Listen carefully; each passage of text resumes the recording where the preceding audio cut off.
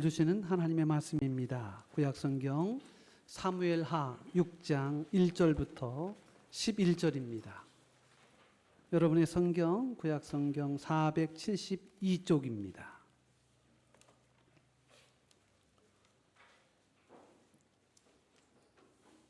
하나님의 말씀을 봉독합니다. 다윗이 이스라엘에서 뽑은 무리 3만 명을 다시 모으고 다윗이 일어나 자기와 함께 있는 모든 사람과 더불어 바알레 유다로 가서 거기서 하나님의 궤를 메어오려 하니 그 궤는 그룹들 사이에 좌정하신 만군의 여호와 이름으로 불리는 것이라. 그들이 하나님의 궤를 새 수레에 싣고 산에 있는 아비나답의 집에서 나오는데 아비나답의 아들 우사와 아우가 그 새 수레를 모니라. 그들이 산에 있는 아비나답의 집에서 하나님의 궤를 싣고 나올 때에 아효는 궤 앞에서 가고 다윗과 이스라엘 온 족속은 잣나무로 만든 여러 가지 악기와 수금과 비파와 소고와 양금과 제금으로 여호와 앞에서 연주하더라. 그들이 나곤의 타작마당에 이르러서는 소들이 뛰므로 우사가 손을 들어 하나님의 궤를 붙들었더니 여호와 하나님이 우사가 잘못함으로 말미암아 진노하사 그를 그곳에서 치시니 그가 거기 하나님의 궤 곁에서 죽으니라. 여호와께서 우사를 치심으로 다윗이 분하여 그것을 베레스 우사라 부르니 그 이름이 오늘까지 이르니라.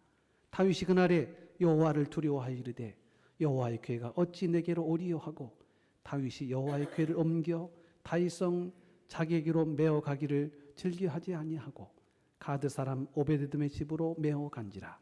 여호와의 궤가 가드 사람 오베데돔의 집에 석 달을 있었는데 여호와께서 오베데돔과 그의 온 집에 복을 주시니라. 아멘. 하나님의 말씀입니다. 찬양 감사합니다.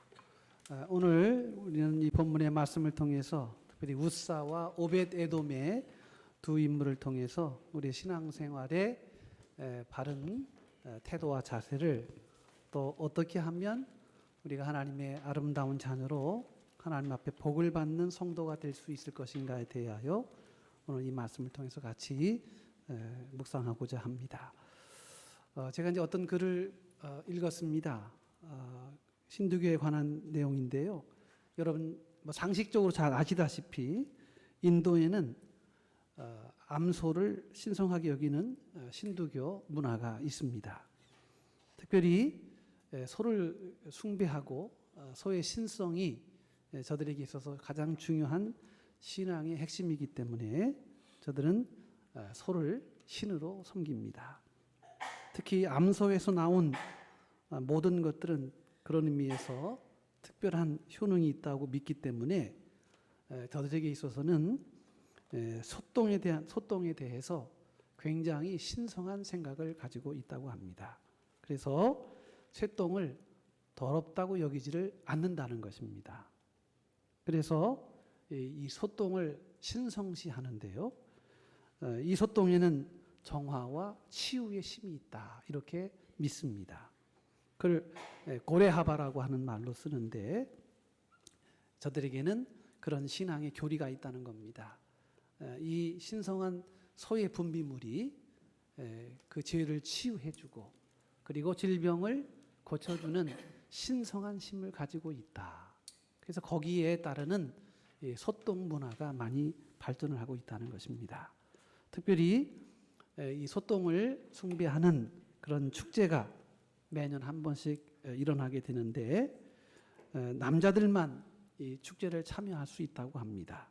그래서 마을 주민들이 그 소를 키우는 집에서 소똥을 가져오면 공터에 소똥을 쌓아 놓는다고 합니다. 소똥 냄새가 얼마나 나겠습니까? 그런데 저들은 그런 냄새도 결코 저들의 신앙과 저들의 믿음을 흔들지 못합니다. 이 공터에 소똥을 가득 쌓아두게 되면 신두교 사제들이 와서 축복을 한다고 합니다. 똥이여 복이 있으라. 뭐 이렇게 축복을 하겠죠. 그리고는 이 신두교의 사제가 축복을 선언한 후에 이 마을 남자들이 이 소똥을 맨손으로 주먹만한 크기로 둥글게 뭉칩니다. 마치 눈이 오면 눈을 뭉치듯이요. 그래서 주먹만한 소똥을 뭉쳐서 그리고 눈싸움 하듯이 서로에게 집어 던진다는 것입니다. 저들에게는 그런 믿음이 있다고 했지 않았습니까? 소똥에는 정결한 심이 있고 죄를 가리워주고 그리고 질병을 고쳐주는 그런 심이 있다. 이런 생각을 가지고 저들은 소똥으로 서로 던지면서 그것을 축제로 누리고 있다는 것입니다. 어떻게 보면 참 미개한 일인 것 같지만 저들에게는 그것이 옳다라고 하는 믿음이 있습니다. 그 믿음 때문에 인도 역사 이후로 지금까지도 매년 축제와 또 이런 축제를 통해서 저들의 신앙을 확인하기도 한다는 것입니다. 저들은 그것이 옳다고 여깁니다. 그리고 그것이 바르다고 여기기에 끊임없이 그런 의식들을 재현함으로써 저들의 신앙을 확고하게 해주는 그런 경험을 하게 된다는 것입니다. 아침부터 소똥 얘기해서 참 죄송합니다만 제가 이렇게 말씀을 드리는 이유가 있습니다. 사람은 자기가 옳다고 생각하는 일을 어찌하든지 당당하게 구현하기를 원합니다. 옳기 때문에 행한다고 저들은 생각하는 것이지요. 옳지 않다면 하지 않을 것입니다. 신두교인들에게는 이 소똥에 대한 믿음, 그것이 교리적으로 저들의 경전에 쓰여져 있고 그래서 저들은 교리를 살아가는 것입니다. 여러분, 저들도 저런 교리와 믿음의 바른 그런 신앙을 가지고 살아가는 것인데 우리 기독교는 얼마나 더 하겠습니까? 여러분, 신앙생활은 내 자의적인 판단과 내 감정과 내 본능을 따르는 것이 아니고요. 신앙의 핵심적 대상, 궁극적 대상인 하나님에 대한 그런 믿음을 우리가 늘 바라보며 그 믿음을 따라가는 것이 신앙생활인 것이죠. 그래서 성경이 말씀한 대로 또 말씀이 증거된 대로 우리는 그것을 우리의 삶의 가장 중요한 핵심 교리로 알고 그것을 고백하며 살아가는 것입니다.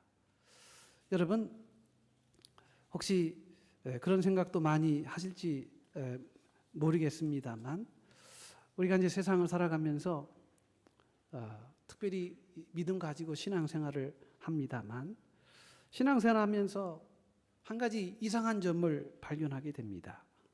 그것은 하나님을 믿는데 왜 누구는 복을 받고 왜 누구는 복을 받지 못하느냐 하는 것입니다. 이것은 끊임없는 유사 이래로 늘 끊임없이 우리의 질문과 회의를 자아내게 하는 문제 중에 하나입니다. 똑같이 하나님을 믿는데 어느 집은 복을 받고 어느 집은 복을 받지 못하고 어느 개인은 복을 받고 어느 개인은 복을 받지 못하는 경우가 있다는 것입니다. 나름대로 신앙생활을 잘 한다고 생각하는데도 불구하고 왜 어떤 이는 이 복을 누리지 못한다고 생각하고 어떤 이는 복을 충만히 받는다고 생각을 하게 될까요? 나름대로 최선을 다했는데 정말 열심히 했는데 왜 나에게는 하나님의 복을 누릴 수 없을까? 이런 생각을 하게 되는 경우들이 많이 있죠. 그런데 여기에 대한 답이 있습니다. 여러분, 이 복을 주시는 하나님은 우리가 원하는 대로 복을 주시지 않습니다. 하나님의 뜻에 합당한 자에게 복을 주십니다. 이것은 성경이 창세기부터 요한계시록까지 줄기차게 외쳐오는 신앙의 큰 줄기입니다. 하나님의 뜻을 얼마나 바르게 지켰느냐. 내 뜻과 내 생각과 내 주관과 내 철학과 내 소신과 내 신념과 혹은 내가 가지고 있는 어떤 역량을 통해서 복받는 게 아니고요. 하나님의 마음에 얼마만큼 합당하고 하나님의 뜻에 얼마만큼 합당한 삶을 살아갔느냐. 이것이 하나님이 우리에게 주시는 복의 가장 큰 비밀이 된다는 것입니다. 그러므로 여러분, 오늘 우리는 꼭 기억할 수 있어야 하겠습니다. 신앙생활은 오래 믿는 것보다 바르게 믿는 게 중요합니다. 내 신념과 혹은 내가 경험한 그 경험치에서 신앙생활을 하는 게 아니라 하나님의 말씀이 우리에게 제시하시는, 하나님의 말씀이 우리를 이끌어 주시는 그 말씀 중심으로 살아갈 때 이 신앙이 바르게 되는 신앙이라는 것입니다. 저는 그렇게 생각합니다. 신앙생활 열심히 하는 것보다 더 중요한 게 있어요. 신앙생활 오래 하는 것보다 더 중요한 것이 있습니다. 그것은 뭐냐 하면 바르게 하는 것입니다. 우리가 세상 살아가면서 이 바름이라고 하는 것, 이게 얼마나 중요한지 모릅니다. 그래서 성경에는요, 너는 좌로나 우로나 치우치지 말라. 오직 하나님을 온전히 따르라. 여호수아서 1장 6절, 7절, 8절에 보면 좌로나 우로나 치우치지 말고 바르게 하나님을 따르라는 겁니다. 그러므로 오래 하는 것보다, 열심히 하는 것보다 더 중요한 것은 바르게 하는 거라는 것입니다. 오늘 세상이 얼마나 빠르게 세상이 광속도로 변해가고 있습니까? 그런데 빠른 만큼이나 발음이 전제되지 않기 때문에 오늘 우리 사회가 마치 큰 공동화된 비어있는 그런 삶을 살아가게 된다는 것입니다. 그래서 오늘 저는 이 본문의 말씀을 통해서 바른 신앙, 바른 믿음, 바른 우리의 신앙생활을 어떻게 해야 되는가 하는 것에 대하여 오늘 이 말씀을 간단히 묵상하고자 합니다. 오늘 본문에는 우사라고 하는 인물이 나옵니다. 여러분도 많이 이 우사라고 하는 이름을 들으셨고요.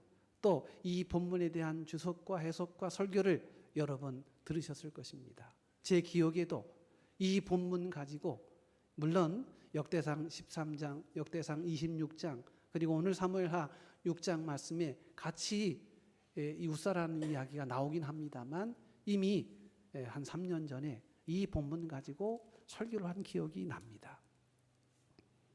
우사, 그는 하나님의 법궤를 운반하다가 정말 참 안타깝게도 즉사한 사람입니다. 한마디로 말하자면 비극적인 인물이라는 것입니다. 여러분, 하나님의 법궤를 움직일 수 있는, 하나님의 법궤를 옮기는 일에 선택을 받았고 그 일을 위해서 적격자라고 부름을 받은 그가 이 하나님의 법궤를 옮기는 과정에 그만 하나님의 심판을 받아 메레스 우사라고 하는 이러한 하나님의 심판을 받습니다. 이 메레스란 말이 이 바라스라고 하는 시브리어에서 나왔는데 이 말은 치다, 넘어뜨리다, 더 나아가서는 죽이다 이런 뜻을 갖고 있습니다. 그러니까 하나님이 베레스를 이 우사를 베레스했다는 거예요.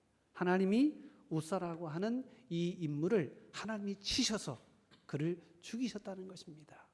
그가 도덕적으로 윤리적으로 무슨 잘못이 있어서가 아닙니다. 어쩌면 이렇게 하나님의 일을 위해서 부름받은 그리고 정말 영광 받아야 할 그 자리에서 그러나 놀랍게도 그는 하나님의 심판을 받게 되었다는 것입니다. 하나님의 일을 하다가 이렇게 비참한 최후의 말로를 겪게 되었습니다. 아니 세상에서 잘못하고 세상에서 정말 불의한 일을 하다가 그렇게 해서 죽은 죽음이라면 뭐 누가 뭐라고 그러겠습니까? 그럴 때 쓰는 말 자업자득이다 이렇게 말할 수 있을 텐데 오늘 이 우사라고 하는 사람은 제사장으로서 하나님의 법궤를 옮기는 일에 부름받은 참으로 위대한 일을 하다가 이와 같은 낭패를 당하게 되었다는 것입니다. 왜 이런 일이 있게 되었을까? 하나님의 일을 위하여 일을 하다가도 이와 같은 일이 있다면 얼마나 난감하냐 말입니다. 그런데 오늘 이 본문의 말씀에는 우리에게 아주 중요한 그런 신앙의 비밀을 말씀하고 있습니다. 먼저 우사의 죽음의 원인이 무엇인지를 이해하기 위해서는 이 법궤가 어떤 것인지를 이해할 필요가 있습니다. 여러분, 이 법궤는 성막의 지성소 안에 놓았던 궤입니다. 말하자면 이스라엘은요, 성막이 있었어요. 그래서 그 성막에는 성소와 지성소를 나누었고, 그 지성소 안에 하나님의 임재를 상징하는 법궤를 갖다 놓았습니다. 그 법궤 안에는 세 가지 성물이 있었죠. 세 가지 성물이 있었습니다. 하나는 시내산 계약의 가장 중요한 증거로서 하나님의 십계명 말씀의 두 돌판이 있었습니다. 또 하나는 홍해를 갈랐던 이 놀라운 역사와 기적을 상징하는 아론의 쌍난 지팡이가 있었습니다. 또 하나는 광야 시절 40년 동안 저들의 죽음과 같은 광야 생활 속에 하나님이 저들을 먹이시고 입히시고 낮에는 구름 기둥으로 밤에는 불 기둥으로 하나님의 인도하심과 살려주시는 이 역사를 상징하는 소위 말하면 그 안에 만나를 담고 있는 항아리, 이렇게 세 가지 성물이 하나님의 법궤에 있었습니다. 이 하나님의 법궤는 말씀을 증거하는 증거라고 해서 증거궤라고 했고, 그리고 이 하나님의 이 법궤는 특별히 하나님의 언약을 강조하는 그러한 의미에서 언약궤라고 하기도 하였습니다. 뭐 법궤이든지 언약궤이든지 뭐 증거궤이든지 내용은 똑같습니다. 그런데 이 하나님의 법궤를 옮기는 일에 있어서 지금 이 다윗에게 있어서 아주 큰 하나의 약점이 있었다는 겁니다. 오늘 본문의 역사적 배경은 그거예요. 다윗이 왕이 되었어요. 그리고 왕이 되어서 예루살렘을 이스라엘의 거룩한 수도로 삼습니다.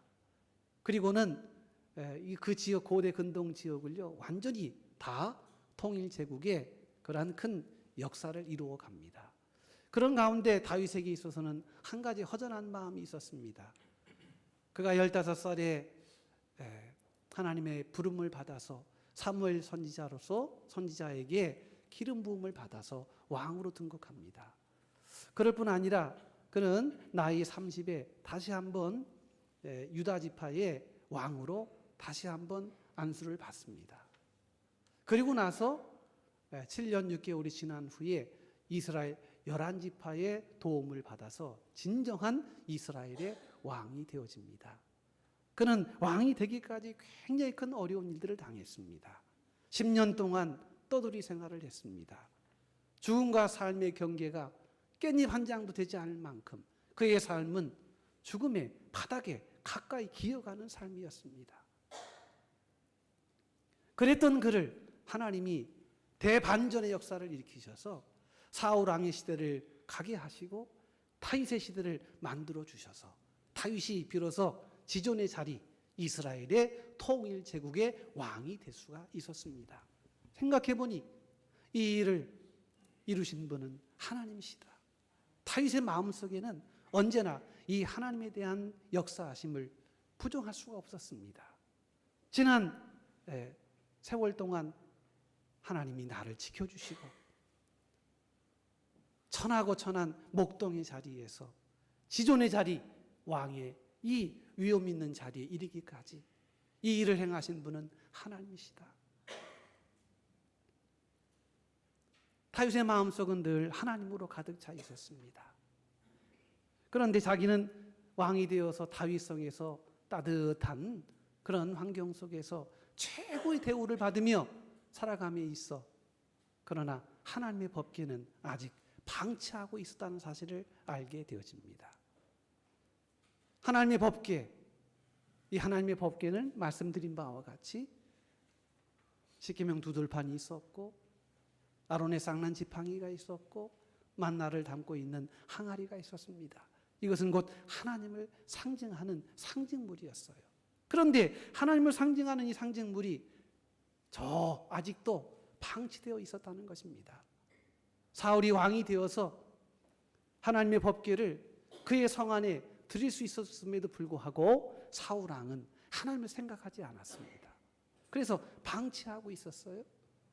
이스라엘이 엘리 시대에 이 블레셋과 전쟁을 하게 되었는데 이 전쟁에서 그 엘리의 아들 이 비누와 홈니아스가 전쟁에 하나님의 법궤가 앞서하시면 전쟁을 이기게 될 것이다. 이런 생각으로 법궤를 가지고 전장에 참여했다가 블레셋 군대에게 지고 맙니다.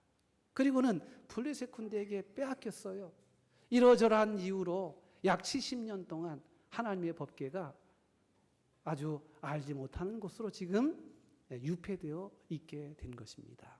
그래서 다윗은 왕이 되어서 자기를 왕이 되게 하신 하나님을 기억하여 그래서 이 하나님의 법궤가 방치되어 있는 곳에 법궤를 옮기는 그런 작업을 오늘 하게 되었다는 것입니다. 그래서 오늘 본문의 말씀이 그런 말입니다. 아비나답이라고 하는 집에 하나님의 법궤가 지금 방치되어 있었는데 이것을 다윗성으로 옮기는 과정에 일어난 사건이 오늘 우리가 읽은 본문의 말씀입니다.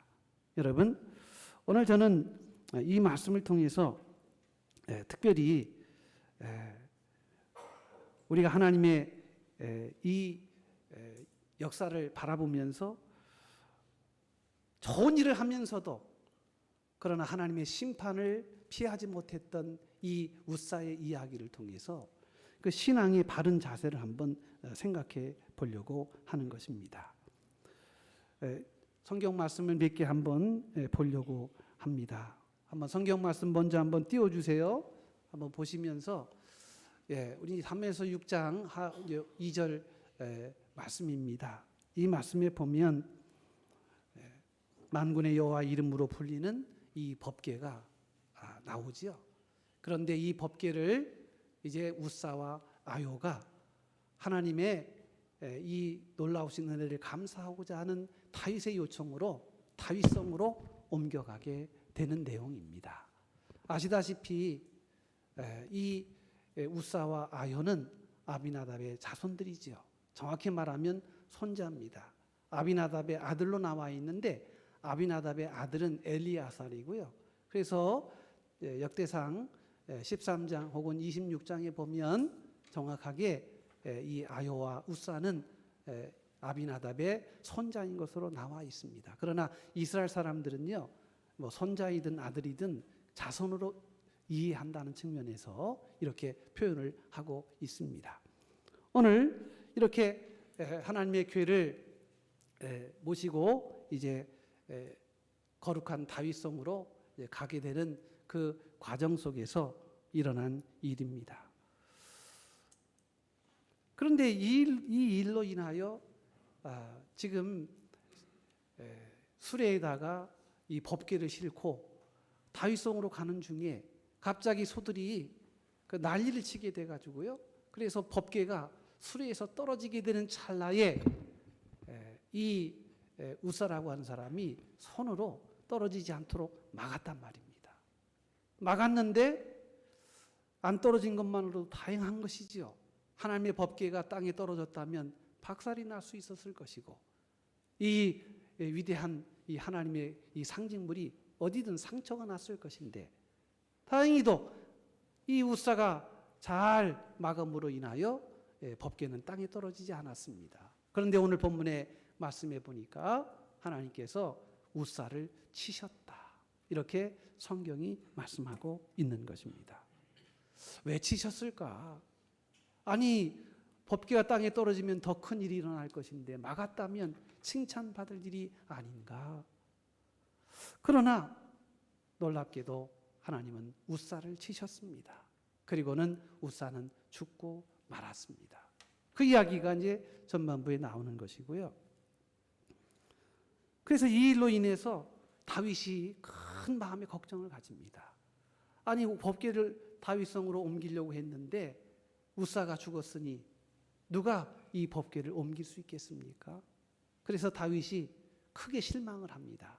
내가 어찌 법궤를 가져올 수 있으리요 하고 낙심하던 차에 오늘 이제 본문의 11절 말씀에 여호와의 궤가 가드 사람 오베데돔의 집에 석 달을 있었는데 여호와께서 오베데돔과 그의 온 집에 복을 주셨다. 이렇게 성경은 말씀하고 있습니다. 11절이에요. 사무엘하 6장 11절 말씀입니다. 하나는 웃사는 여호와의 법궤를 만진 죄로 인해서 그 귀한 일을 했음에도 불구하고 목숨이 그만 하나님의 심판으로 죽을 수밖에 없었지만, 오베데돔은 사실은 그냥 자기 집에 잘 보관한 그 일로 인하여, 석 달 동안 잘 보관한 일로 인하여 하나님의 큰 복을 받게 되었다는 겁니다. 이 내용으로 보아서요, 좀 하나님은 차별하신 하나님이시다. 아니, 누구는 복 주고 누구는 이렇게 차별을 하는가? 누구는 목숨을 앗아가고 누구에게는 이와 같이 큰 복을 주시니 도대체 하나님이 어떤 분이신가 하는 것입니다. 생각해 보면 아비나답 우사의 집안에서는요, 이 법궤를 70년 동안 모셨잖아요. 그런데 우사는 죽었습니다. 그런데 반해서 오벳 에돔은요, 단 석 달 동안 하나님의 법궤를 모시는 일로 인하여 그의 온 가문과 가정이 복을 받게 되었다. 생각해 보면 너무도 이해가 안 되는 구석입니다. 도대체 왜 이런 일이 있게 되었을까? 그래서 오늘 저는 이 말씀을 다시 한번 생각해 보려고 합니다. 그것은 뭐냐 하면 신앙생활은 기준이 있다는 것입니다. 여러분, 바른 신앙이 바른 믿음을 지켜낼 뿐 아니라 바른 신앙을 가질 때 하나님께서 위로부터 부어주시는 은혜와 복이 임하게 된다는 것입니다.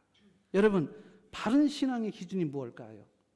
오늘 우리가 일반적으로 어떻게 하면 우리가 바른 신앙을 가질까? 그건 열심이 아닙니다. 뜨거움이 아닙니다. 근면함이 아닙니다. 부지런함이 아닙니다. 바른 신앙은 그거와 관계없어요. 성경이 말하는 바른 신앙, 바른 믿음, 바른 기준은 뭐냐 하면 말씀대로 사느냐 하는 것입니다. 우사가 죽임을 당한 게 황당해 보입니다. 거룩한 하나님의 법궤를 옮기는 위대한 일을 했는데 곧갓 손댔다고 그것이 큰 일이 될 수 있겠는가? 그런데 거기에는 이유가 있다는 것입니다. 여러분, 오늘 3절의 말씀에 보면 그들이 하나님의 궤를 새 수레에 싣고 우사와 아요가 그 새 수레를 몰았다. 이렇게 성경은 말씀하고 있잖아요. 하나님의 궤를 새 수레에 실었다. 산에 있는 아비나답의 집에서 나오는데 아비나답의 아들 우사와 아요가 그 새 수레를 몰았다. 이렇게 3절에 기록을 하고 있습니다. 여러분, 하나님의 법궤를 수레에 실어서 소가 지금 움직이게 했던 것입니다. 생각해 보면 그게 왜 문제가 되느냐? 수레에 실어서 소로 하여금 안전하게 움직이게 하는 것이 왜 문제가 되느냐? 이 그림을 보세요. 수레에 실어 가지고요, 하나님의 법궤를 저렇게 운반을 한 것입니다. 그런데 여기에서부터 지금 신앙과 믿음에 중요한 실수를 하게 되었다는 것입니다. 왜냐하면 이 원래 법궤는요, 사람이 어깨에 매도록 되어 있습니다. 그래서 길이 120, 높이 60cm의 크지도 않은 이 법궤는요, 네 구탱이에 큰 나무를 길게 넣어서 어깨로 밀 수 있는 고리들이 있습니다. 그 고리에 반드시 큰 나무로 해서 어깨로 메어야 하는 규정이 있었단 말입니다. 고핫의 자손 고라의 백성들로 인하여 저렇게요, 하나님의 법궤를 저렇게 움직이도록 하나님의 말씀에 기록이 되어 있단 말입니다. 사람들이 생각할 때 새 수레에, 그것도 좋은 수레에 운반하는 게 더 좋지 않으냐, 얼마나 편리하고 또 얼마나 합리적으로 그럴듯하지 않습니까? 굳이 저렇게 불편하게 사람의 어깨에 메어서, 그것도 레위의 자손, 고핫의 자손, 그리고 고라의 사람들에게만 특정하여 저렇게 하나님의 법궤를 움직이게 하는 것이 얼마나 불편하고 또 얼마나 어렵겠습니까? 그래서 사람들은 그런 것보다 차라리 이렇게 새 수레에 그리고 힘 있는 수돌로 인해서 이 일을 하는 것이 더 좋지 않겠느냐 하는 마음으로 수레에 끌고 갔다는 것입니다. 여러분, 문제는 바로 여기에 있었다는 것입니다. 좋은 것이 좋은 게 아니에요. 여러분, 신앙생활에는 원리가 있습니다. 이 원리를 위배하면 더 이상 한 걸음 나갈 수가 없어요. 신앙생활은 상식으로 하는 게 아니죠. 신앙생활은 편리함이 기준이 되어서는 안 됩니다. 신앙은 합리주의가 아닙니다. 신앙은 이성주의가 아닙니다. 왜냐하면 신앙은 하나님이 중심이기 때문입니다. 그래서 하나님의 말씀을 따라가는 것이 바른 신앙의 도리인 것입니다. 그러므로 무엇을 했느냐도 중요하지만 어떻게 했느냐가 참 중요하다는 거예요. 무엇을 했습니까가 아니라 어떻게 했습니까? 여러분의 생각으로 했습니까? 여러분의 상식으로 했습니까? 여러분의 소신으로 했습니까? 이게 중요한 게 아니라는 거예요. 성경의 말씀에 기록된 대로 하나님께서 말씀하신 대로 그 말씀을 따르는 것이 신앙의 중심이라는 것입니다. 여러분, 오늘 저와 여러분 가운데 특별히 하나님의 말씀을 여러분의 신앙의 중심으로 삼고 있는지를 다시 한번 물어야 한다는 것입니다. 살다 보면요, 신앙이 색깔이 옅어질 때가 있습니다. 살다 보면 믿음의 농도가 흐려질 때가 있습니다. 하나님의 말씀으로 살아야 하는데도 불구하고 내 경험으로, 내 체험으로, 내 편리함으로, 나의 의로 각색되어 살아갈 때가 얼마나 많은지 모릅니다. 여러분, 웃사의 죽음은 불행한 죽음이 아닙니다. 웃사의 죽음은 하나님의 실수가 아닙니다. 그는 하나님의 말씀을 어겼습니다. 민수기 4장 15절의 말씀에 보면 이 법궤를 매는 분명한 기준을 말씀하고 있습니다. 민수기 4장 15절에 보면 고핫 자손들이 와서 맬 것이니라. 그러나 성물은 만지지 마라. 누가 매라고요? 고핫 자손들. 레위 자손들이 매야 되고요. 반드시 뇌 귀퉁이에 그 고리에 큰 나무를 걸어서 어깨로 메어야만 성막을 옮길 수 있다는 것입니다. 그러므로 법궤는 아무나 옮기는 게 아닙니다. 레위 지파의 고핫 자손만 담당하게 되어 있습니다. 그리고 거룩한 성물은 이 법궤에 누구든 손을 댈 수가 없습니다.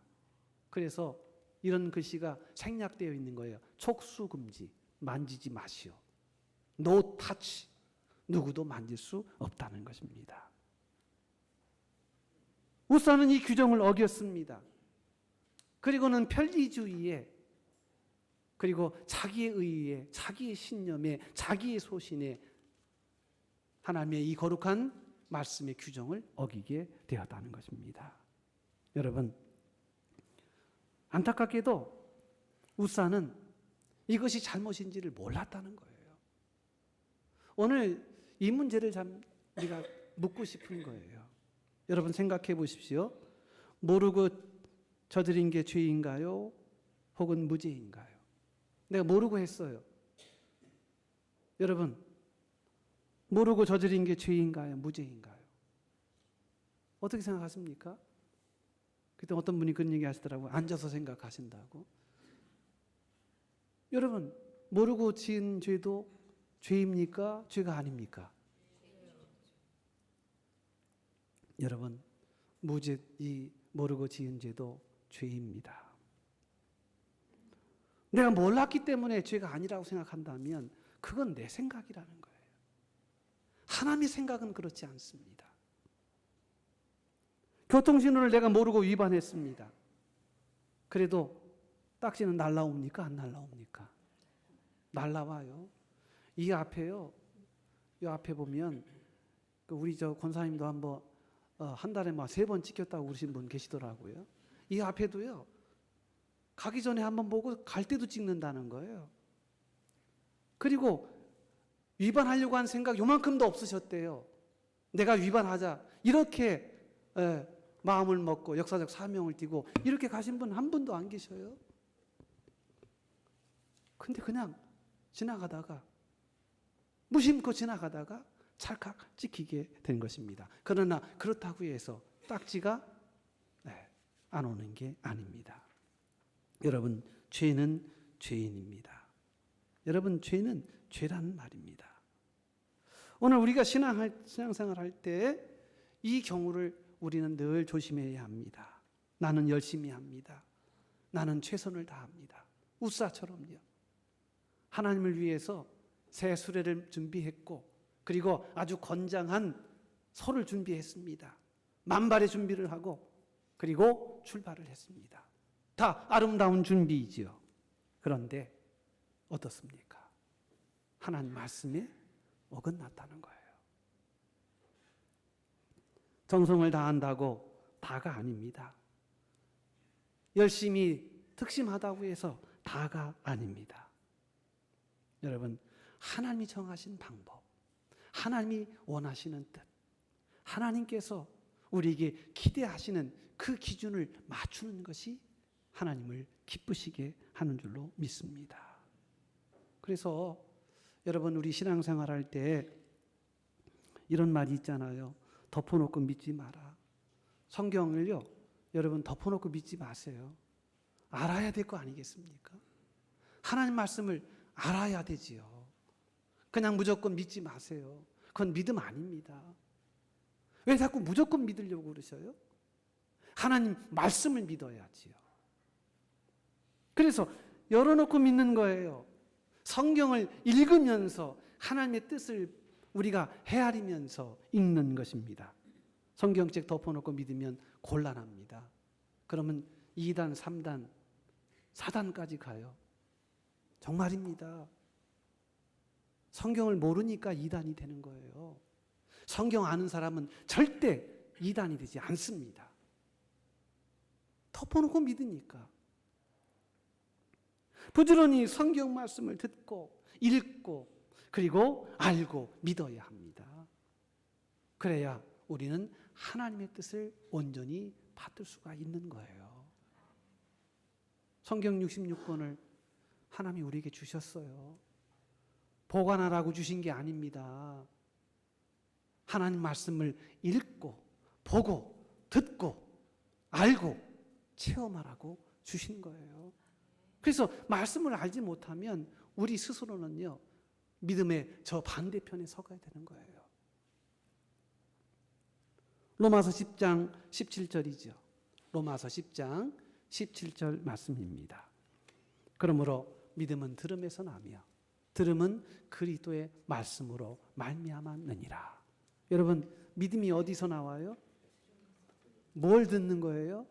하나님의 말씀이지요. 말씀을 들어야 믿음이 세워지지요. 신앙은 들음부터 시작됩니다. 계속 들음으로, 말씀을 들음으로 신앙이 성숙해집니다. 말씀을 듣지 않고 읽지 않으면, 공부하지 않으면 10년, 20년, 30년 교회 다녀도 꽝이 될 수 있다는 사실을 아셔야 한다는 거예요. 여러분, 우리가 교회에서 할 수 있는 가장 큰 유일한 그리고 가장 근본적인 일이 뭐냐 하면 하나님 말씀을 배우는 거예요. 교회는 친교회 장소가 아닙니다. 교회는 동호회가 아닙니다. 그냥 우리끼리 좋은 거 하자고 하는 그런 결사 공동체가 결코 아닙니다. 교회는 무엇입니까? 진리의 말씀을 배우는 곳이에요. 그래서 마틴 루터는 이 교회를 학교라, 스쿨링, 배우는 곳이라는, 하나님 말씀을 배우고 하나님 말씀을 깨닫고 그 말씀으로 내 신앙을 조율하고 그 말씀으로 내 삶이 다시금 견조하게 다시금 재창조되는 위대한 역사가 이루어지는 것이 교회예요. 여러분, 말씀을 반드시 읽기를 원합니다. 하나님 말씀을 듣기를 원합니다. 하나님 말씀을 공부하기를 원합니다. 교회는 다니는데 세상의 방식으로 세상의 풍조와 유행을 따라갑니다. 내 신념과 내 의의를 강조합니다. 내 방식대로 하려고 합니다. 내 뜻대로 하려고 합니다. 그건 교회 아니죠. 그건 동호회죠. 그럴 때 우사가 되는 거예요. 하나님을 말하면서 하나님이 없습니다. 주님을 말하면서 주님이 없습니다. 아, 내 안에 주님이 없다. 로마서 12장 2절이죠. 로마서 12장 2절입니다. 너희는 이 세대를 본받지 말고 오직 마음을 새롭게 함으로 변화를 받아 하나님의 선하시고 기뻐하시고 온전한 뜻이 무엇인지를 분별하도록 하라. 여러분, 이게 교회예요. 하나님의 뜻이 어디 있는가? 하나님의 기뻐하시고 온전한 뜻이 무엇인가를 말씀을 배우는 것이 교회입니다. 교회에서 쇼가 일어나면 안 돼요. 뭐 그럴듯한 쇼들을 얼마나 많이 하는지 몰라요. 뭐 연예인들 초청해서 하고 뭐 찬양단 뭐 엄청난 그런 찬양단을 모아가지고 대단한 조명 아래 그럴듯한 쇼를 합니다. 여러분, 그게 교회가 아니에요. 교회는 하나님의 말씀을 배우는 것이고 듣는 것입니다.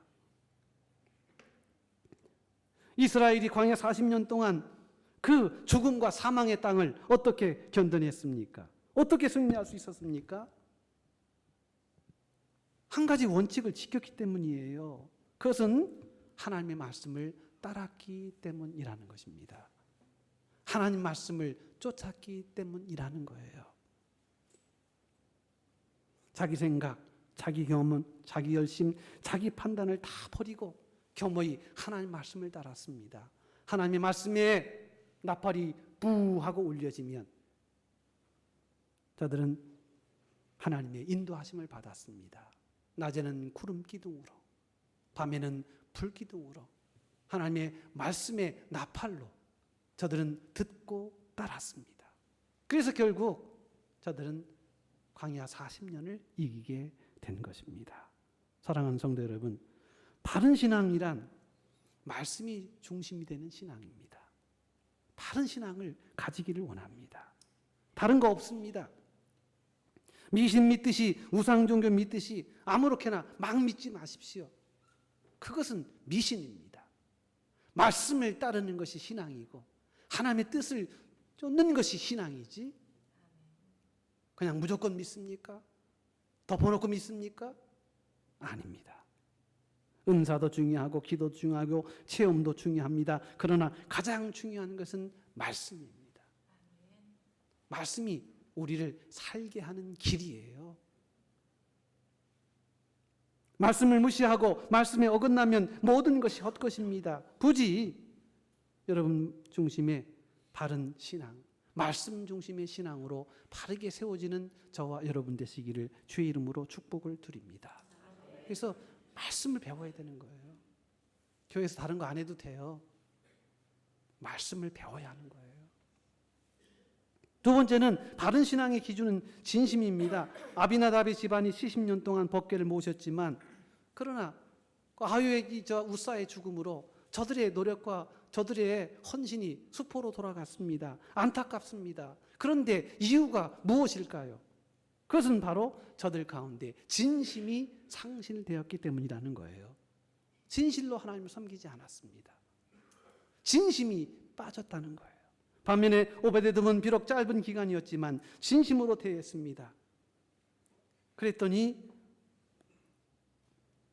이 오베데돔의 가문에 하나님의 복이 임하게 되었던 것입니다. 사랑하는 성도 여러분, 하나님은 우리의 마음을 보십니다. 사람은 겉모습만 보지만 하나님은 중심을 보십니다. 여러분, 진심을 다하세요. 뭘 주고 안 주고 문제가 아니에요. 헌금 많이 했다고 하나님이 기뻐하실 줄 아세요? 아닙니다. 마음이 진심이 빠지면 다 껍데기에 불과한 거예요. 기도를 오래 했다고 해서 하나님이 다 들으신 줄 아십니까? 아닙니다. 마음에 중심이 없으면 그 기도는 울리는 깽과리에 불과한 것입니다. 사무엘상 16장 7절입니다. 사무엘상 16장 7절. 내가 보는 것은 사람과 같지 아니하니 사람은 외모를 보거니와 나 여호와는 중심을 보느니라. 그래서 성경에는요, 진심을 강조하는 구절이 많아요. 신명기 4장 29절입니다. 만일 마음을 다하고 뜻을 다하여 그를 찾으면 만나리라. 신명기 6장 5절입니다. 너는 마음을 다하고 뜻을 다하고 힘을 다하여 내 하나님 여호와를 사랑하라. 여러분, 주님이 왜 이스라엘 백성들을 책망하신지 아십니까? 저들은 입으로는 말하되 진심이 상실됐기 때문에 그래요. 사람은 영적 존재이기 때문에요, 보면 다 알아요. 진심이 있는지 없는지, 진심이 동반됐는지, 진심이 빠졌는지 얼굴만 보면 다 알아요. 저는 다 보여요. 마태복음 15장 8절입니다. 이 백성이 입술로는 나를 공경하되 마음은 내게서 멀도다. 입으로는 주여 주여 합니다. 주님이 있는 것처럼 그렇게 변장하고 위장하고 그렇게 자기 자신을 꾸밉니다. 그러나 여러분, 그 껍데기는 바람 한 번 불면 다 날아간다니까요. 중요한 것은 중심입니다. 저와 여러분의 삶 가운데 특별히 하나님 앞에 전심을 다하시는 우리 성도들이 되시기를 축복합니다. 그 전심을 하나님이 받으셔요. 다른 거 받는 거 아니에요. 주님, 나는 죄인입니다. 주님, 나는 주님만 의지합니다. 주님, 주님은 나의 진정한 구세주이십니다. 나를 위해 하실 분은 주님이십니다. 나를 용서하실 분은 주님이십니다. 여러분, 그 마음을 주님 앞에 드리시기 원합니다. 마음의 중심이 선자를 하나님이 축복하실 줄로 믿습니다. 그래서 우사는 죽었지만 오베데돔은 복받았습니다. 그래서 제가 제목을 베레스 우사와 오베데돔으로 이렇게 제목을 잡았습니다. 여러분은 어느 편에 서십니까? 말씀으로, 진심으로 하나님 앞에 큰 쓰임 받고 하나님의 은혜를 힘입는 저와 여러분 되시기를 주의 이름으로 축복합니다. 하나님 감사합니다. 오늘 바른 신앙으로, 바른 믿음으로 하나님 앞에 높임을 받은 오베데돔과 그러나 신앙의 형식은 있지만 말씀이 없는 베레스 우사의 모습을 보았습니다. 우리가 의식하지 못하는 사이에 형식주의가 우리를 지배하고 있습니다. 우리의 마음의 중심을 다하지 못하는 껍데기의 마음들이 늘 우리 속에 크게 자라나고 있습니다. 아버지, 불쌍히 여겨 주옵소서. 말씀으로 다시금 살아나게 하소서. 성경 말씀으로 우리의 죽은 영들이 다시금 소송케 되어지게 하옵소서. 하나님의 뜻이 무엇인지를 늘 깨닫게 하여 주시옵되 주의 뜻을 우리가 깨달아 더욱더 전심을 다하여 헌신하며 살아가는 우리 성도들이 되게 하옵소서. 종들을 붙잡아 주옵소서. 험악한 세상에서 우리를 붙잡아 주셔서 주의 은혜꼴로 살게 하시고 주의 도우심으로 강성케 하옵소서. 예수님의 이름으로 감사하며 기도 올리옵나이다. 아멘.